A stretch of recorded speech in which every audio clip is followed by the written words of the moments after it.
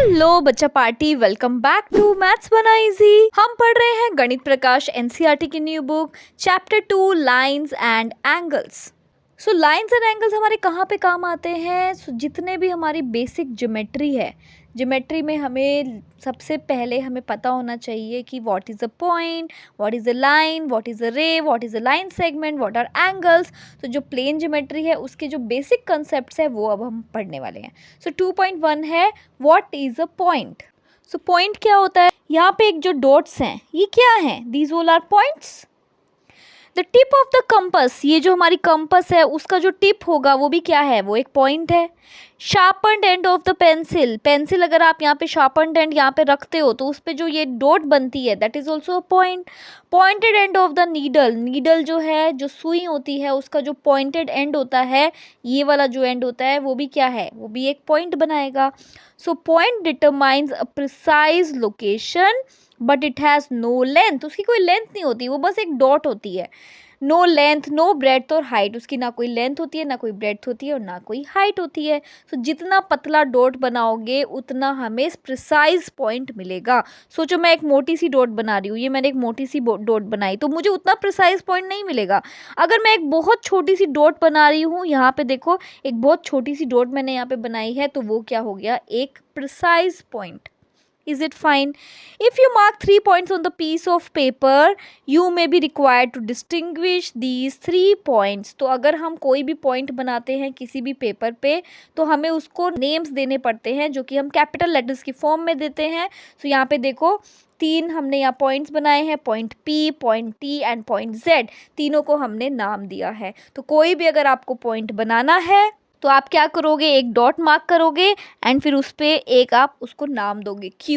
So this is a point and this point is L, this is a point and this point is M। ये जो सब चीज़ें हैं ये क्या है? These are points and points को हम डिनोट करते हैं किसी भी एक कैपिटल लेटर के साथ। हो गया। नेक्स्ट है what is line segment.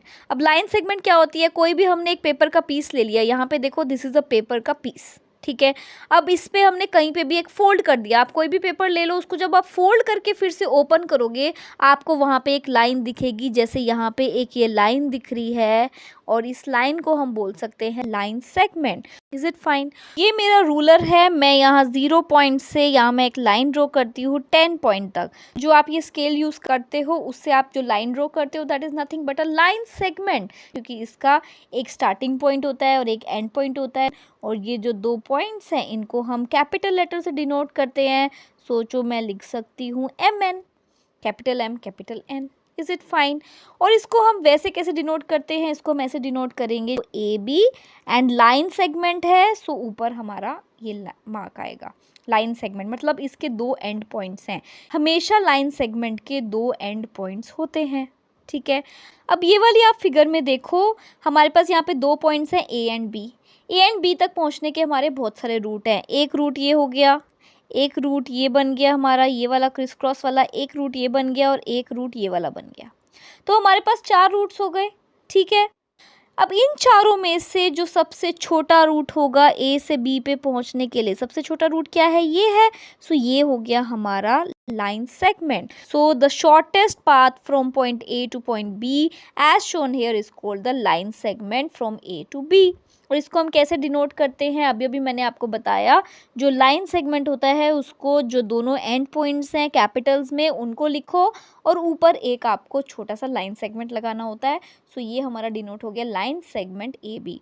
So A and B are the end points. And points है ना, ये फर्स्ट पॉइंट और ये द लास्ट पॉइंट, दोनों एंड्स पे 2 पॉइंट्स हैं। So these are called the end points. Is it fine? Next है हमारी लाइन।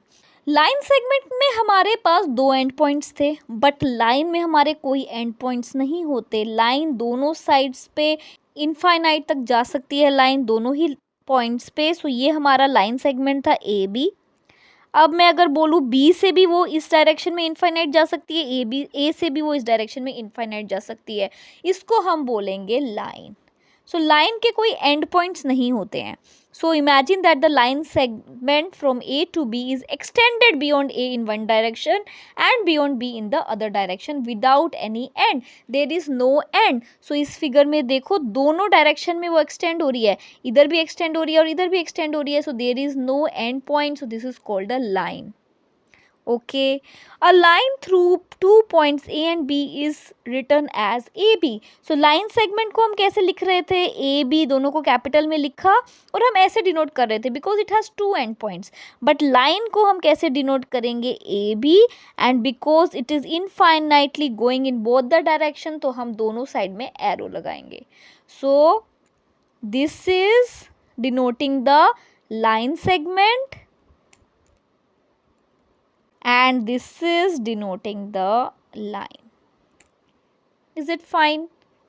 लाइन को डिनोट करने का एक और तरीका है. कोई भी लाइन, अगर जैसे हमने ये लाइन बनाई है ना यहाँ पर ए बी, ये जो लाइन हमने बनाई है इसको हम ऐसे भी डिनोट कर सकते हैं. यहाँ पे हम एल लिख दें. सो दिस इज़ लाइन एल.